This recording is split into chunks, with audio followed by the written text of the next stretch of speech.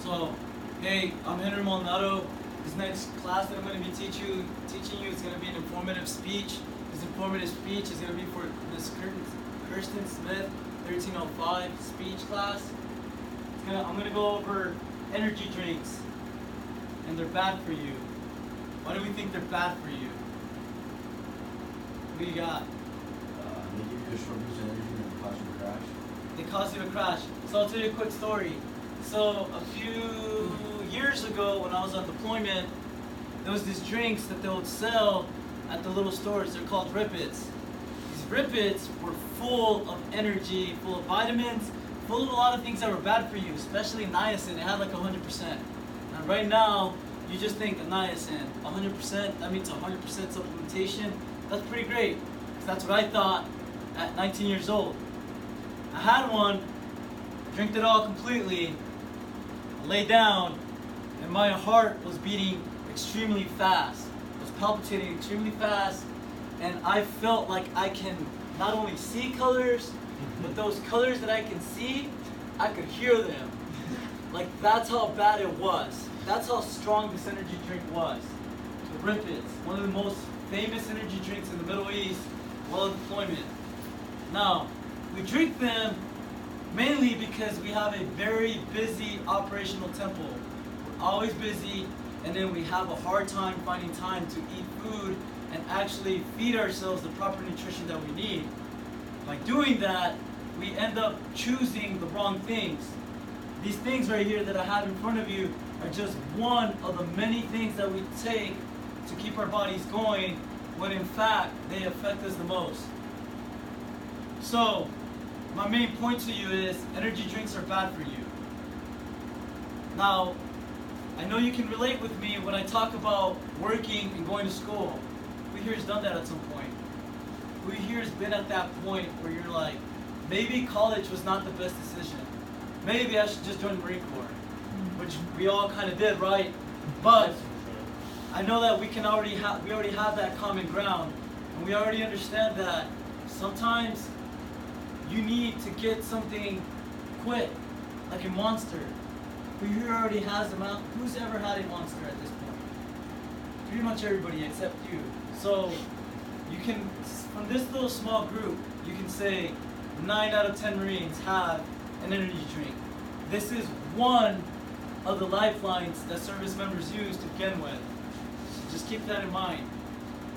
So we have that even ground that we share right there with energy drinks. But there's 3 things I want to talk to you about.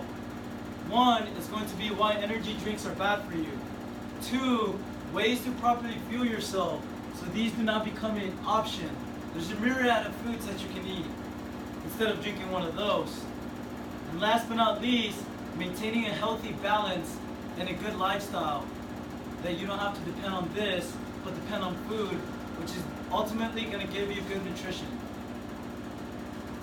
So my first point will be why energy drinks are bad for you. Nutrition value is not the best out of an energy drink.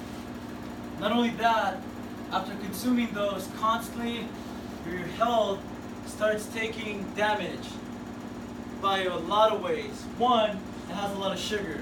The sugar makes you gain weight. You gain weight, you become lethargic. You become lethargic, your will to try to do anything better for yourself besides drinking energy drinks starts depleting. Now, I'm not saying energy drinks are the main source of the issue here, but it's something worth talking about and worth mentioning. The reason why I say that is because I read an article on MayoClinic.org. How much is too much? How much is too much when you're drinking 400 milligrams of coffee?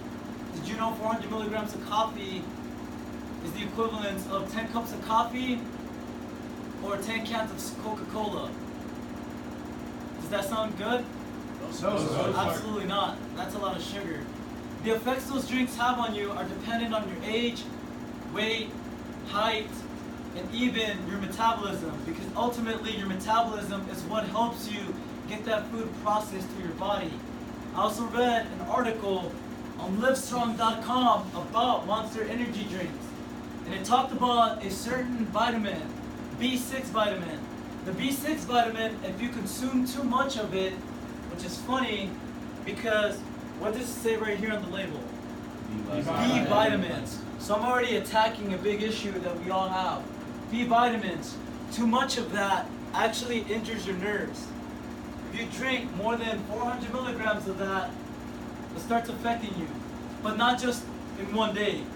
I'm talking about weeks, months, years where you're habitually just drinking them back to back to back. Who here ever drink more than 2 energy drinks in a day? How did you feel about that? You feel pretty bad, right? Did you feel your hands jiggling? Did you feel a little tingling sense? Did you feel your muscles tweaking a little? Yes, sir. That could be one of the reasons why. One of the experiences I've had so far has been me grabbing one of these and I look at the nutrition value on it. And you know what I do? I buy it. I actually buy these, even though I know how harmful they are. So I'd rather share this with you because I'm quitting them. So I presented you with a few problems right here. Caffeine. Caffeine is bad for you to a certain extent because it could be good for you. But these energy drinks are full of sugars, B vitamins that you don't need because you can get them out of a piece of meat. But instead of continuously talking about problems, I have solutions for you. The most obvious one is 7 to 8 hours of sleep. It's pretty obvious that you need some sleep, right? Because if you didn't get enough sleep, you would be tired. Therefore, you would drink one. Another solution is working out. WebMD came out with a few points about going for a 10-minute brisk walk. Harvard Medical School made an article talking about a daily 30-minute workout will get blood flowing through your muscles, through your brain, and actually help you communicate throughout the day, which leads me to the next thing, communicating to other people. If you feel exhausted, instead of having one of these energy drinks, you can talk to somebody, and that conversation right there will wake you up because you're so engaged in the conversation you're having. Obviously, if it's a boring conversation, you're going to be tired. You're not getting anything out of it, right? So, those things are challenging to do. How many opportunities do you get to sleep 7 to 8 hours a day? None. None. Not many. And sometimes, like last night, 1 hour of sleep was the most you'll get. So, while it may be challenging to maintain a healthy lifestyle, it's always worth the try. It's always worth the risk. It's always worth cutting these junk out and taking a step to eating healthy throughout the day. Again, I found an article on Harvard Medical School. It's called 9 Tips to Boost your Energy Naturally. The way you can do that is by reducing stress. Reducing stress, by some of you, you'll think just not caring about anything. But that's not it.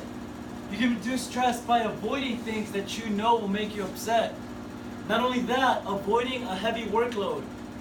Like for instance, today we did a hike back, which was 9 miles. Did you want to carry that heavy weight?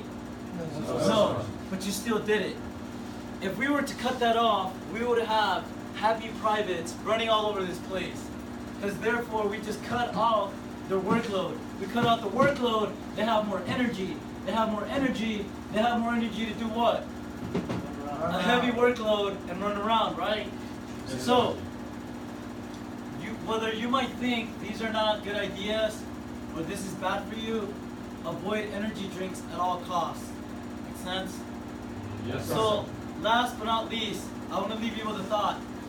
Think of your health.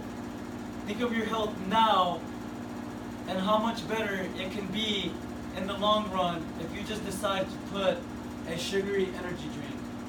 Think about that.